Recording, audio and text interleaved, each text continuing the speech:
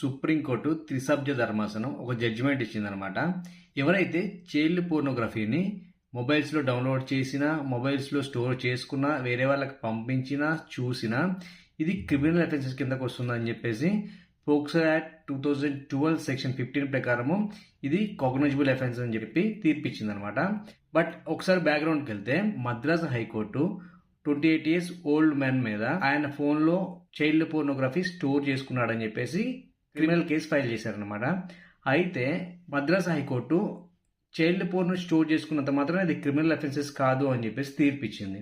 దీన్ని ఛాలెంజ్ చేస్తూ సుప్రీంకోర్టులో కేసు ఫైల్ అయితే సుప్రీంకోర్టు పోక్సో యాక్ట్ 2012 సెక్షన్ 15 ప్రకారము ఎవరైనా సరే తమ ఫోన్లో చైల్డ్ పోర్నోగ్రఫీని డౌన్లోడ్ చేసినా, స్టోర్ చేసుకున్నా, చూసినా, వేరే వాళ్ళకి ట్రాన్స్ఫర్ చేసినా అది క్రిమినల్ అఫెన్సెస్ కిందకు వస్తుంది. POCSO act 2012 section 15